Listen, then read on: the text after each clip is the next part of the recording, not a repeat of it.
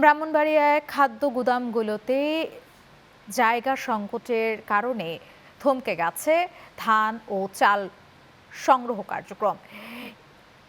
এর ফলে নির্ধারিত সময়ে ধান চাল সংগ্রহের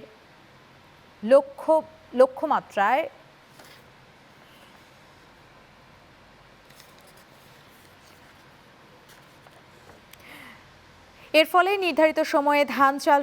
লক্ষ্যমাত্রা পূরণ নিয়ে শঙ্কা তৈরি হয়েছে। বর্তমানে খাদ্য গুদামগুলোতে ধারণ ক্ষমতার চেয়ে অতিরিক্ত প্রায় ৯,৫০০ টন খাদ্যশস্য মজুত রয়েছে। যদিও খাদ্য বিভাগের দাবি নির্ধারিত সময়ের মধ্যেই লক্ষ্যমাত্রার ১০০% ধান চাল সংগ্রহ সম্পন্ন হবে। ব্রাহ্মণবাড়িয়া থেকে মোহাম্মদ আল মামুনের পাঠানো তথ্য ও চিত্রে ডেস্ক রিপোর্ট।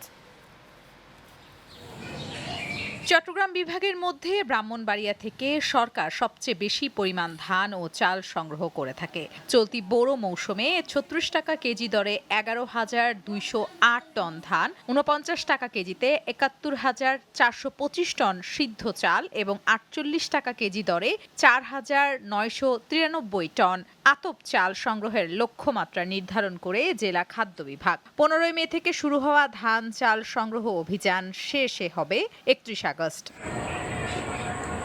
তবে শুরু থেকেই জেলার খাদ্য গুদামগুলোতে জায়গা সংকটের কারণে গতি কমে গেছে সংগ্রহ অভিযানে। খাদ্য গুদামগুলোর স্বাভাবিক ধারণ ক্ষমতা ১,৫০০ টন হলেও বর্তমানে মজুত রয়েছে ৩০,৮৫৯ খাদ্যশস্য।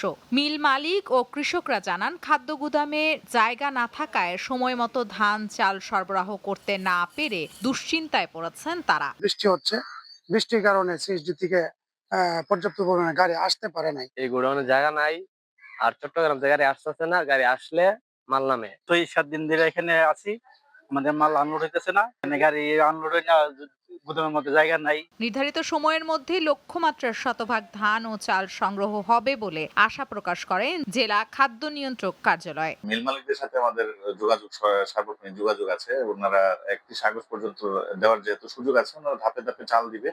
আমাদের লক্ষ্যমাত্রা পূরণ হবে এবং ওনাদেরও ক্ষতি হওয়ার মতো সম্ভাবনা আমরা দেখছি না। আমাদের নির্ধারিত সময়ের আগে আমরা ইনশাল্লাহ লক্ষ্যমাত্রা পূরণ করব। খাদ্য বিভাগের তথ্য মতে জুলাই পর্যন্ত জেলায় ধান সংগ্রহ হয়েছে ১০,৩৪৩ টন, সিদ্ধ চাল ৪৭,৫২৫ টন এবং আতপ চাল সংগ্রহ হয়েছে ৪,১৪৮ টন।